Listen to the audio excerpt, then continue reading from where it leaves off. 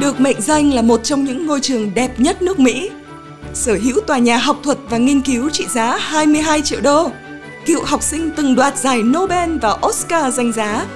Đây là Pomfret School. Ai sẽ là thế hệ nhân tài tiếp nối? Hãy cùng gặp họ trong tập 5 của Boarding Pass. I'm here at the Pomfret School and I can't wait to check out all the wonderful academic resources to prep students to be some of the best students in the country.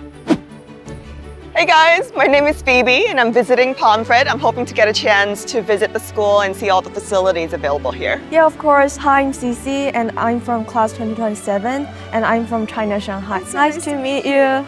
Hi, I'm Bill. I'm a sophomore and from Vietnam. All right, are you guys able to, show me around? Yep.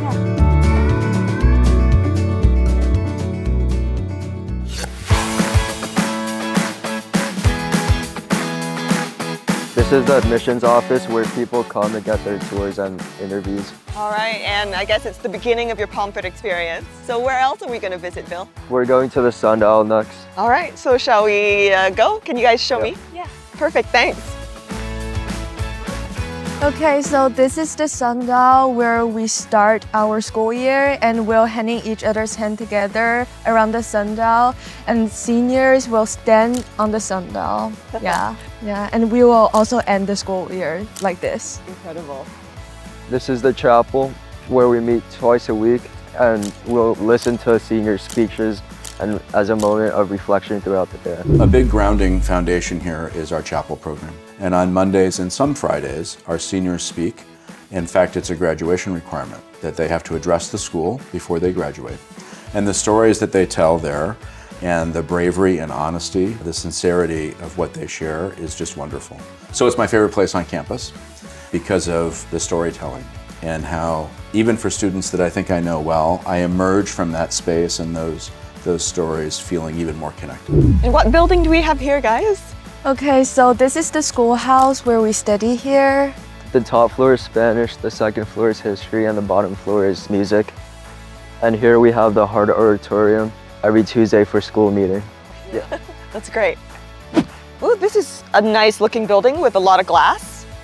Yeah, so this is the DuPont Library. We can get a lot of academic resource in library and also we can study here at study hall and I come here every day. You come here every day? Yeah. That makes the two of us. I love going to the library. Ooh, this is a new looking building. Yeah, this is Vista and this is the new science building. It just opened for 2 months. Wow.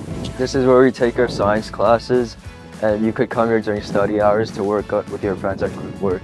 This incredible Center for Science and Technology opened up just this fall.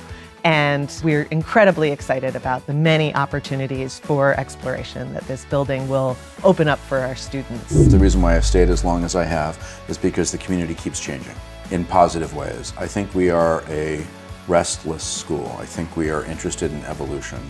I think we're never quite satisfied with what we're doing, how well we're connecting with kids. And we recognize that the programs that might have served my father back in 1965 would not serve the challenges that our new students are facing. Yeah, sorry, I have class there, so I'm leaving now. Oh, okay. Well, see you in a bit, Cici. Yeah, see you later. Bye, Bill. Yeah. Bye.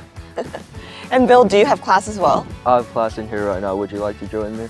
Oh, that would be fantastic. Can I? Of course. All right, lead the way.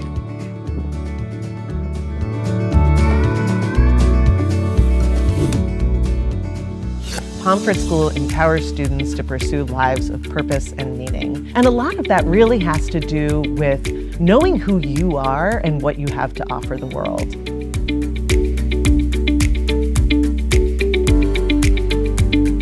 Our 9th graders all take a wonderful class that gives them exposure to all 3 major branches of science, learning it through the lens of experimental design. So whereas their middle school classes might have been more about learning facts and reciting them back on a test or a quiz, our program starts our students out really thinking about how do you ask the good questions? How do you learn how to learn science? So they start with physics in the fall, chemistry in the winter, and then biology in the spring.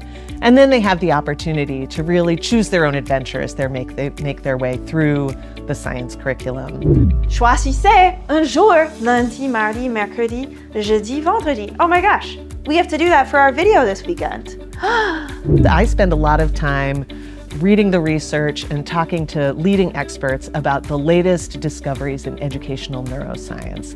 How do teenage brains learn? What do we as teachers need to know about the science of motivation? How do we help our students get excited about learning for its own sake and not just because there's some punishment hanging over their head or some prize they're going to get, but how to really understand what lights them up inside. Our teachers have really practiced some of the methods that inspire that kind of intrinsic motivation and help students learn to love learning. We have so many more classrooms here, and some of them don't have four walls. They might be my baseball team or a soccer team that I'm coaching, the advisory that I have, the dorm that I'm partnering with, my advisory and the dinners that I host, and those are classrooms too. Several years ago, we decided to build a series of summer courses that weren't just trips and excursions, but opportunities to retire graduation credits. So the first trip we did was we went to Morocco. And because the school at that time still had a religion credit, that was a course on studying Islam. So for 10 days, we went to an Islamic country. Through food and tradition, service, we came to understand the beauty of that religion and how it was practiced, at least in Morocco. I have colleagues who have hosted a painting and drawing studio at a chateau in France. That's also morphed into a French language immersion program that cohabitates with that. I could have watched a documentary with my kids, but how often do you get to have this kind of exchange? The certificate program, which is an opportunity to kind of pick a lane as you go into the upper years of your experience at Pomfret. You can choose one of 6 different tracks. I had an advisee a few years ago who chose the sustainability track. And so in addition to some coursework she had done that really focused on sustainability as a major theme, she also pursued 80 hours of experiential work outside of school. Some of that for her was engaging in reef conservation projects. This was in the middle of the pandemic. She went to the Seychelles, she went all over the Canary Islands. She found places that were still going to be able to let her engage in this experiential learning. And then she did a capstone project where she explored the dangers of microplastics in our oceans. We have an advanced environmental science class that's able to use our huge, incredible campus as its laboratory. In addition to the existing programs that we also have a really robust independent study program. Our students who have particular areas of interest beyond the sort of formal curriculum can explore those things on their own for credit, supervised by mentor teachers who help to guide their process, but a lot of that guidance is really helping to unleash their curiosity and their creativity as they explore the projects that they design.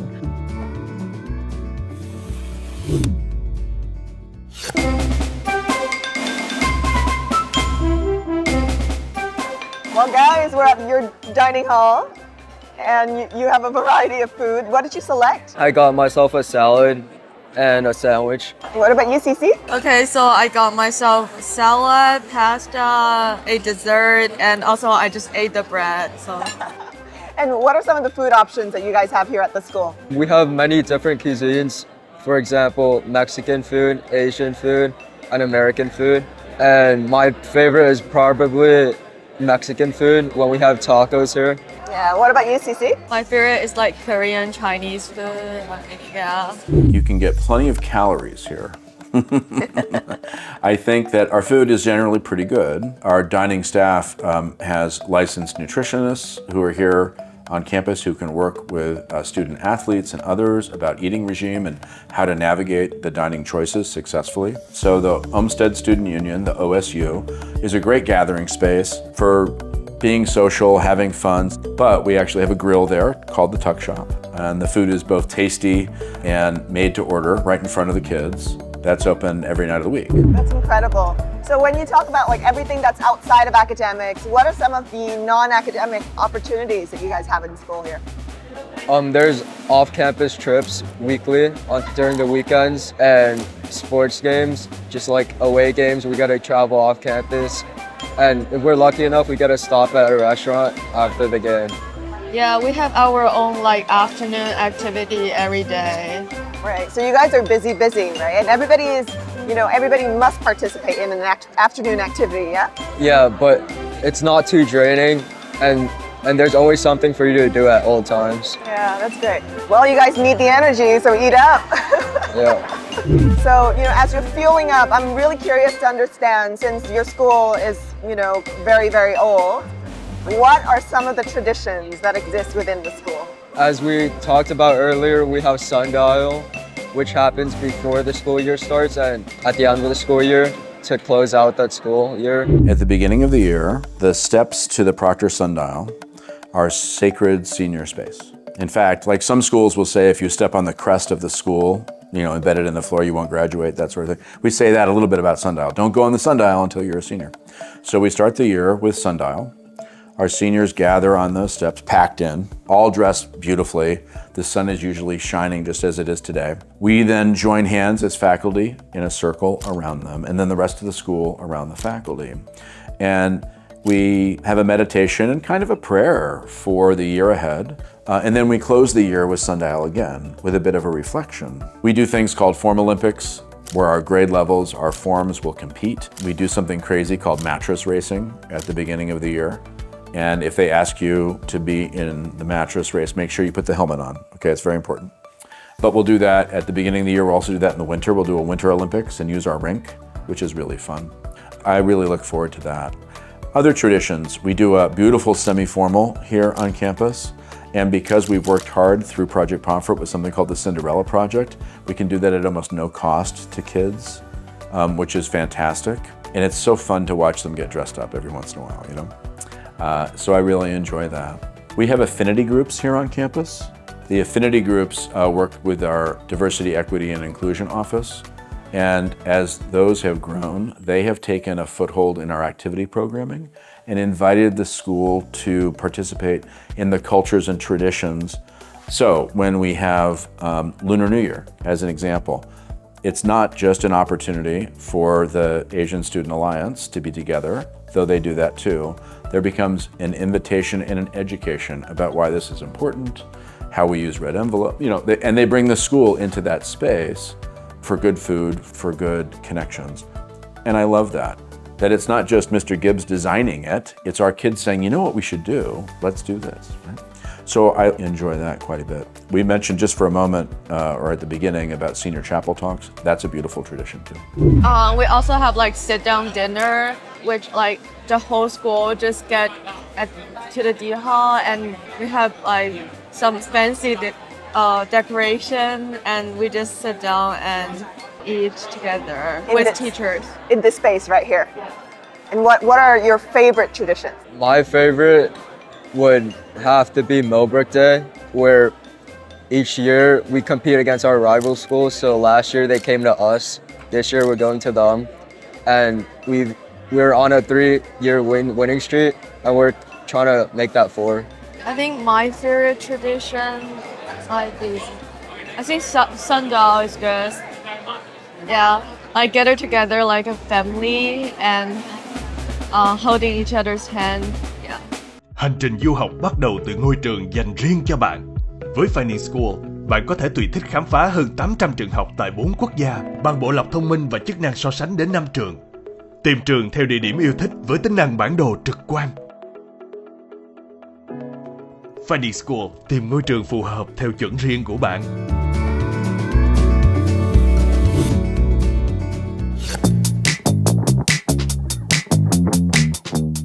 Hey Bill, since we're on the field right now, what are some of the sports available here on campus? We have a number of sports we offer here. We have water sports like crew, to basketball and hockey, to tennis in the spring and lacrosse. Our strongest sports are probably hockey and basketball. That's really cool. What are some of the sports that you play, Bill?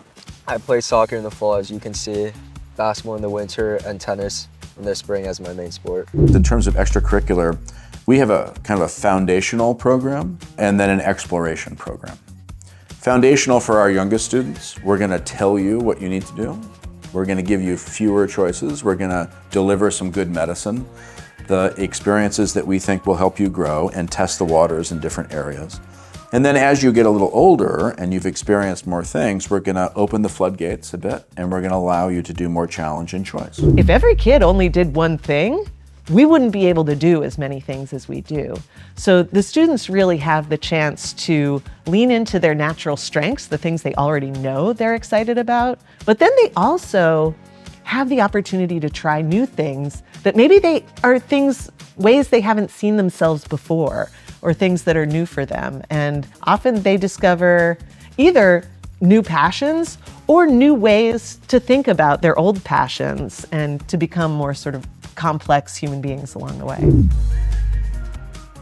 Cece, I'm joining you in the athletic center. Is there a difference between what the girls choose to play versus what the guys choose to play? I think guys like hockey more. That's great. And girls? Girls, volleyball. Volleyball. So you're obviously in volleyball practice. What are some of the sports that you play here on campus? So in winter, I'll play squash, and for spring, I do theater. Oh, for spring you do theater. Yeah. And for fall you do?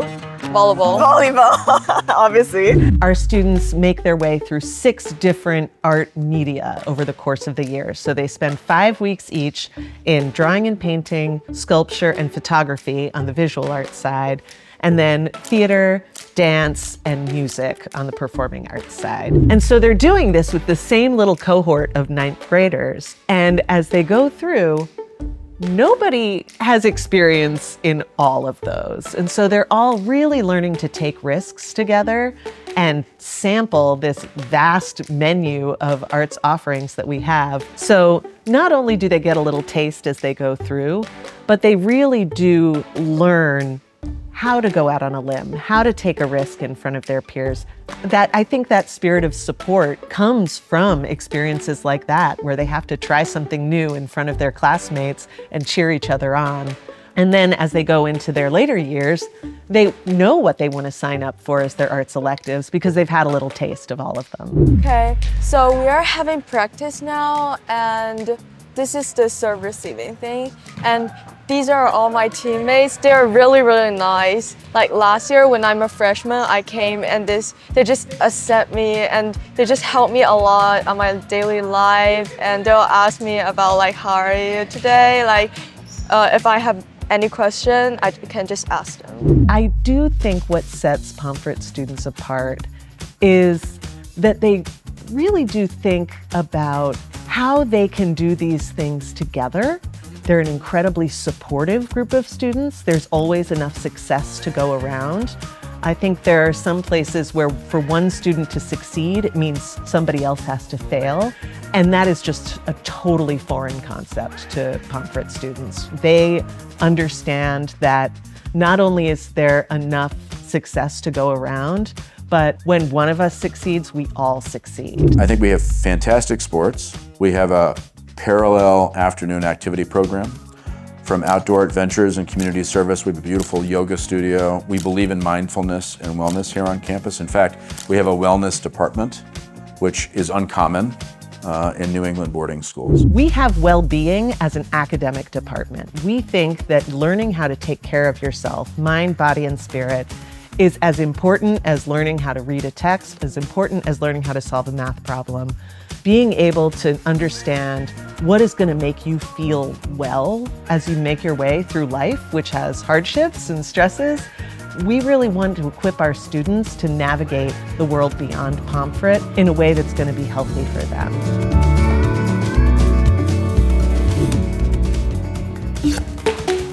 Well, dorm life is an inevitable part of every Pomfret student's life. I'm going to check out Bill's room and see what it's like for him. Bill, are you there? Hey! Hi. Hi again. Can I come in and check out your room? Of course. Thank you. Shoes on, shoes off? Shoes on is fine. All right, thanks. What do you have here? This is my side of the room. Yeah. I have my bed. Yeah. And my couch underneath the bed. Yeah. And that's where I spend most of my time with my friends. And this is my roommate's side. He's not here currently. Oh, wow. And so did you build the whole 2-story bed yourself? I had them loft my bed at the beginning of the year, and then I placed the couch under it. So you made this so that you have like your man cave, basically. Pretty much. That's incredible. Where do you study, Bill? I usually study in Vista with my Okay. friends, but if I'm not there, then I'll probably be in my couch. I'm seeing a lot of wonderful, sports paraphernalia on the walls here. What are they? They're Boston teams, so the Boston Celtics and the Bruins. How does it feel to share a room with someone? I'm used to it now because I've been doing this for a long time, but it's better this year because I have one of my close friends this year. And what about all of the ways that you try to personalize this room? I'm really into music, especially Travis Scott and Drake, so I have their album covers everywhere.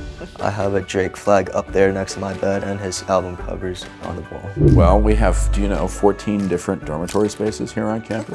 That's amazing. Some are house dorms, kind of converted cottages, right? And some are the signature historic buildings, which we call the bricks, here on this side of the campus and kind of attached to our school building.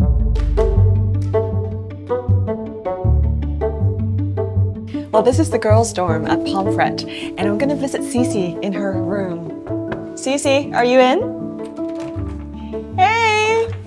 Hey, this is where you live? Yeah, Can I have a visit? of course.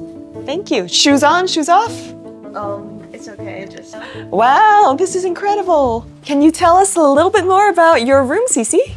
Yeah, so this is my room and my roommate is Mandy and we decorate this room together. This is her side and this is my side. Wow, look at all the lights, and you even have a picture of yourself too. Oh yeah. How you designed this space.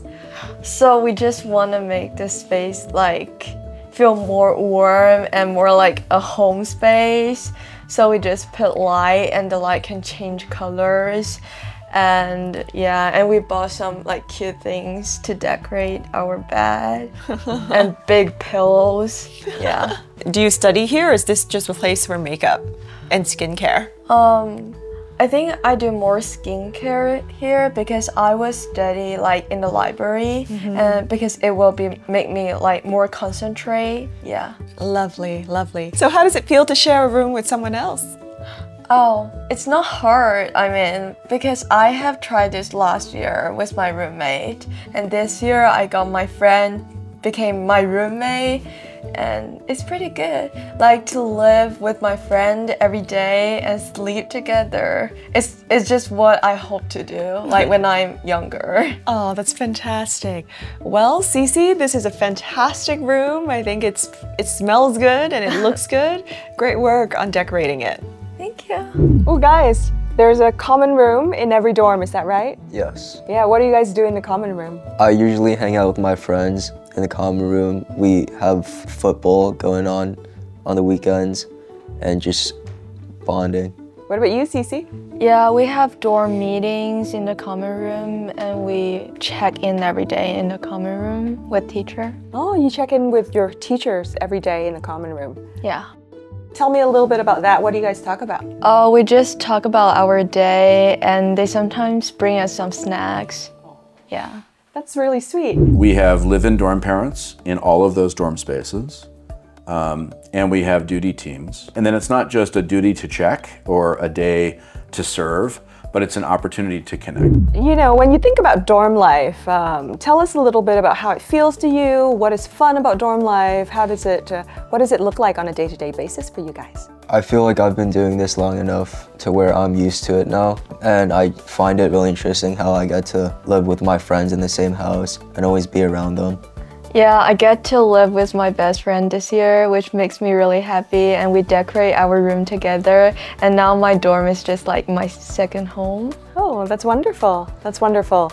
When it comes to your living space and, interacting and becoming friends and you're spending a lot of time together in a common living space, are there certain things where you had to feel like you had to grow, to adapt to living with others? I feel like I just found my groove eventually over time, and I just enjoyed it. Yeah, I learned how to clean my room. Your mom will be very happy to hear that. Yeah. One of the things I really love about this school is that there isn't just one way to be a Pomfret kid. Every single student really kind of gets to be the best version of themselves, not some best version of something we think they're supposed to be. Tell us a little bit about the advisory program, right? And what happens during the advisory program, and what does it look like for you? So everyone is assigned to an advisory group, and for me, I have Mr. Rice and Mr. Gabriel, and we all meet every Tuesday for advisory dinner, and we just bond and talk about what's going on our day and recent events. Yeah, my advisor is Mr. Hatfield. He's really nice, and he's also my volleyball coach. And we sometimes go out of the campus to get some ice cream, and we play mini golf together. Yeah, That's fantastic. So it really is, your community and your home away from home. Yeah. Well, thanks guys for allowing me to join and get a snippet of what it's like to be in your common room. Enjoy your evening. Thank you. Thank you. Wow, what a visit it's been. And guys, the rumor is really true. Pomfret is really one of the most beautiful campuses in America. In this campus, there's a wonderful variety of resources available to students. The academic facilities are fantastic. All the teachers and experts in the field are present here on campus. But one of the things that you can't really Google or, you can really feel when you're here in person is the warmth of the community here.